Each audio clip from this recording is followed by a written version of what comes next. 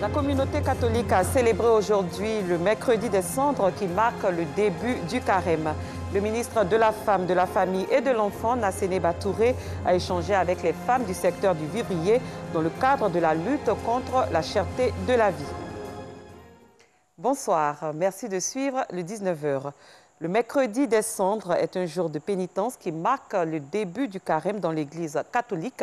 Il a lieu 40 jours avant Pâques. Ici en Côte d'Ivoire, les fidèles catholiques se sont retrouvés dans les différentes paroisses et autres lieux de culte pour commémorer cet événement. Nos reporters Colette Ilboudo, Joël Gosset et Anissette Conon-Blessing se sont rendus dans les communes de Trècheville et d'Abobo pour voir l'ambiance qui y a prévalu.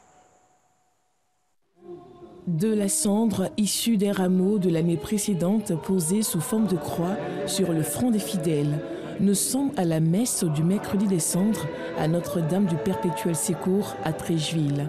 Un jour marquant le début du carême catholique. Le carême surtout, comme nous rappelle le prophète Joël dans la première lecture de ce mercredi des cendres, de la part du Seigneur, nous rappelle que ce sont nos cœurs qu'il faut déchirer et non pas nos vêtements. Déchirer, je disais, toutes ces tonnes d'égoïsme, de médisance, c'est déchirer toutes ces tonnes de mensonges, de contre-vérités qu'il y a en nous. On se revêt certes de cendres, oui, hein, et c'est cela pour dire au Seigneur notre détermination, notre volonté à marcher avec lui et surtout à convertir notre cœur. Le jeûne catholique est une période qui précède la fête de Pâques. Pour mieux vivre cette période de jeûne qui dure 40 jours, le chrétien catholique est appelé à un changement de comportement.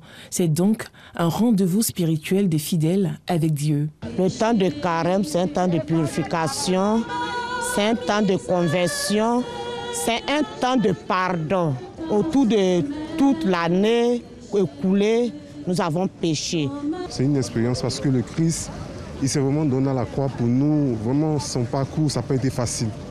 Donc actuellement, nous sommes ici vraiment pour ce moment de pénitence, ce moment de prière. La Côte d'Ivoire traverse une période très difficile. Nous prions aujourd'hui notre Dieu. Depuis longtemps, nous le faisons. Mais comme c'est le temps de pénitence, nous profitons de cette occasion pour demander à Jésus d'ouvrir nos cœurs afin que nous épousions le vivre ensemble et que désormais la Côte d'Ivoire soit un pays d'amour, de paix et que l'hospitalité qui a été la vraie image de la Côte d'Ivoire soit restaurée. Au moment de conversion et de communion intense avec Dieu, le jeûne catholique repose sur des piliers à savoir la prière, la pénitence, la sobriété et le partage. C'est un temps de préparation à la commémoration de la passion et la résurrection du Christ. Initié depuis le IVe siècle par l'Église catholique romaine, le mercredi des cendres marque le début du carême chrétien.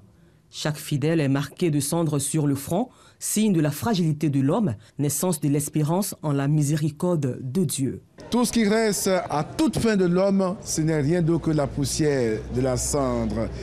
Qu'il soit grand, qu'il soit petit, qu'il soit gros, qu'il soit riche, nous ne sommes que poussière devant toi. Sans ta grâce, ô Dieu, sans ta grâce, ô Allah, sans ta grâce, ô Seigneur Jésus-Christ, nous ne pourrons rien. Ne vous lassez pas de faire du bien, c'est le thème voulu par le pape pour cette année. Une recommandation que les fidèles chrétiens catholiques entendent suivre à la lettre pendant ce moment de pénitence. Nous ne devons pas nous lasser, c'est-à-dire que du premier jour jusqu'au 40e jour, on ne doit pas se fatiguer ni se décourager. Les Ivoiriens ont pour habitude de dire découragement n'est pas ivoirien. Moi, je dirais que découragement n'est pas chrétien. Donc, ce temps de carême nous est donné pour nous entraîner au combat spirituel. Et le véritable combat spirituel, c'est le combat contre nous-mêmes. Je demande au Seigneur de me donner toute la force, de m'assister pour que je puisse respecter les 3 piliers qui est la prière, le jeûne et le monde, le partage. Dans ce que moi je compte faire, de vivre une vie en tout cas tranquille, pas de colère, faire des bonnes choses, aimer les gens qui sont autour de toi et partager. Nous comptons vivre ces 40 jours de pénitence dans la prière, en prenant des résolutions pour se rapprocher plus du Seigneur et pour marcher dans ses pas, comme on l'expliquait, toute lecture de la parole de Dieu, déchirez vos cœurs et non tous vos vêtements. À cette même occasion, les fidèles chrétiens catholiques ont été invités à la culture du pardon. Réconciliation avec nous-mêmes, réconciliation entre nous tous et faire le bien, ouvrir le cœur, ouvrir les mains pour le prochain. Et ce carême chrétien de 2022 tombe bien. Nous, Côte d'Ivoire, nation, la Côte d'Ivoire, qui cherchons le chemin de la réconciliation, du pardon. Il y a un dialogue politique, un dialogue national qui est ouvert depuis peu. Alors, avec ce temps favorable, Kairos de carême, nous prions pour la Côte d'Ivoire. Le carême catholique dure 40 jours et se termine par la fête de Pâques. La veille du mercredi des cendres, le mardi gras est le dernier jour gras. Hier, ici en Côte d'Ivoire, Joël Gosset revient sur les festivités dans la commune de Yopougon. 1er mars 2022, jour de célébration du mardi gras dans les établissements préscolaires et primaires. Et pour cette occasion, les tout-petits du groupe scolaire 5 amis de Yopougon ont tenu à mettre en exergue la culture ivoirienne. Les enseignants et même le personnel de l'établissement se sont prêtés au jeu. C'est ce jour-là même que nous choisissons pour nous rapprocher plus donc de nos enfants. Ce jour-là, nous mettons la main, enseignants et enfants, ensemble dans la même assiette pour manger. C'est un jour de communion. Le temps d'une demi-journée, les récréations se sont transformées en un véritable petit moment de fête. Au fil de la matinée, les différentes classes de l'établissement ont effectué une procession ponctuée de chants et de danses accompagnée d'une fanfare. De retour de la procession et toujours accompagnée de fanfares, les différentes classes ont immortalisé ce moment festif fort apprécié par les tout-petits et même les parents. On a dansé, on a joué, on s'est bien amusé. On s'est bien amusé. On a défilé. C'est ma maman qui m'a habillée. Je suis très contente de m'habiller. À notre temps là, moi j'ai pas vécu ça. Chaque année, il permet qu'il y ait toujours mardi gras dans les cordons. Ça nous plaît, on leur remercie pour ça. La matinée s'est terminée par un partage de repas pour continuer cette journée qui symbolise la fin de la semaine des jours gras.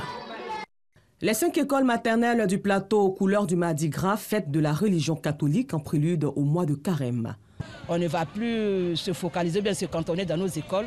Nous allons nous mettre ensemble dorénavant les années à venir. Et puis on va essayer de choisir un thème. Ça peut être les docteurs, ça peut être la région du Poro, ça peut être la région des lagunes. Mais je crois qu'on va toujours être ensemble. Toutes nos excuses pour ce désagrément. Le ministre de la Femme, de la Famille et de l'Enfant, Nasséné Touré, a rencontré les femmes du secteur du vivrier au menu des solutions aux problèmes de la cherté de la vie. C'était l'occasion pour les actrices du vivrier de présenter au ministre Nasséné Touré leurs difficultés. Nous Sangaré, Joël Gosset. De la production à la vente, elles sont dans tous les maillons de la chaîne. Les femmes sont majoritairement présentes dans le secteur du vivrier. Leur apport peut être d'une grande utilité dans la lutte contre la cherté de la vie, selon la ministre de la Femme, de la Famille et de l'Enfant.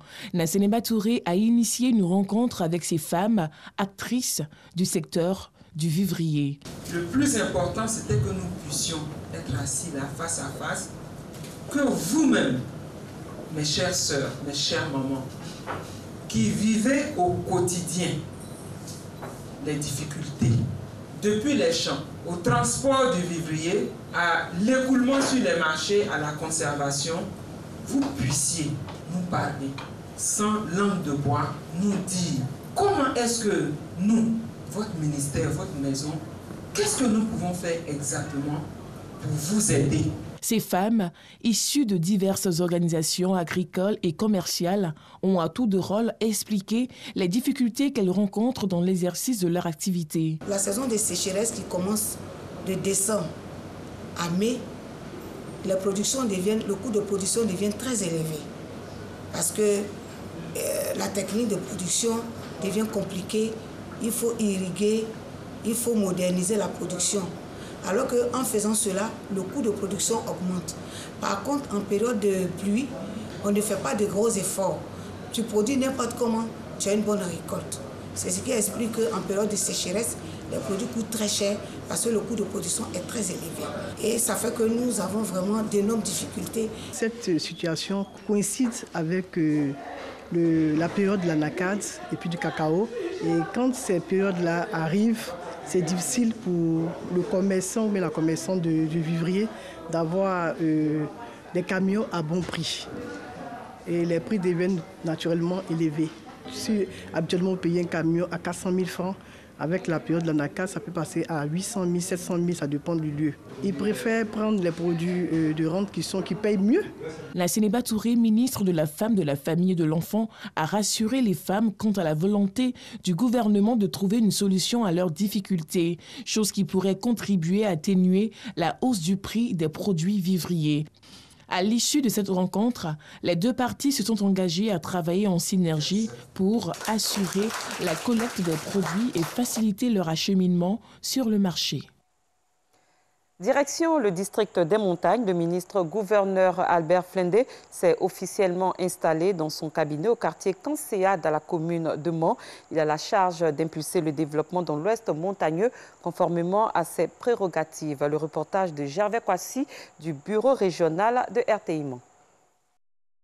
À peine installé dans ce bâtiment de 2 niveaux qui abrite le cabinet du ministre-gouverneur du district autonome des montagnes ainsi que les directions et services rattachés, le docteur Albert Flendé entame les consultations. Il n'y a pas de temps à perdre pour honorer ce pourquoi j'ai été mandaté par le chef de l'État pour occuper cette fonction, a fait savoir le ministre-gouverneur à chacune de ces rencontres. Comme l'objectif, c'est d'améliorer ou de s'assurer que les conditions de vie des populations seront améliorées, nous aurons une proximité. C'est-à-dire nous serons en contact avec la population. Ce n'est pas pour faire la politique politicienne, c'est pour faire la politique de développement. Parce que quand on dit l'amélioration des conditions de vie, là, la population a aussi son rôle, son mot à dire dans la mise en œuvre des politiques pour que vos desiderata puissent être pris en compte dans la conduite de l'action publique. Les populations du district autonome des montagnes dans leur ensemble se sont réjouies de la prise de service du ministre-gouverneur. Merci au chef de l'État qui a bien voulu désigner notre fils, Dr Flendé Albert, comme ministre-gouverneur au niveau du district des montagnes. Nous exprimons cette joie parce que nous savons que notre fils est un cadre et mérite un cadre valable qui peut efficacement remplir cette mission. C'est pour cela que nous avons décidé d'être là pour prendre part à cette cérémonie et lui apporter aussi bien notre soutien, mais notre bénédiction en tant que chefferie traditionnelle. Je suis très heureuse car je connais le ministre-gouverneur. Je l'ai pratiqué, je sais que c'est un homme très bon, c'est un homme humble.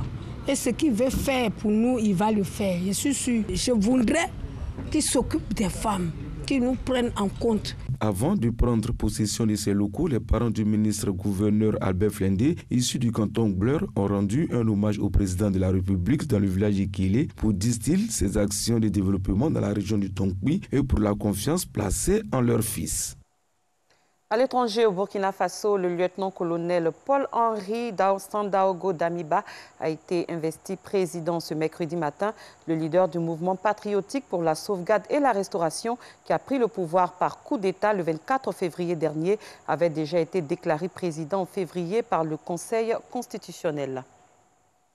Monument de la télévision française, l'ancien présentateur du journal de 13 heures de TF1 est décédé ce mercredi. Il était âgé de 71 ans et souffrait d'un cancer du poumon. Jean-Pierre Pernaut avait imposé sa marque dans le paysage audiovisuel français, mettant en avant les traditions régionales dans son très populaire journal de la mi-journée. Au 7e jour de l'invasion russe en Ukraine, des frappes russes ont touché plusieurs villes, dont Kharkiv, Zhytomyr et Kiev. La Russie a annoncé avoir pris le contrôle de la ville portuaire de Kherson. De nouveaux pourparlers sont prévus ce jeudi 3 mars, demain, alors que l'ONU a voté la résolution condamnant l'offensive en cours. La résolution réclame que Moscou retire immédiatement, complètement et sans condition toutes ses forces militaires d'Ukraine et condamne la décision de la Russie d'accentuer la mise en alerte de ses forces nucléaires. Fin de ce journal. Merci de votre aimable attention. Excellente fin de soirée. À demain à la même heure.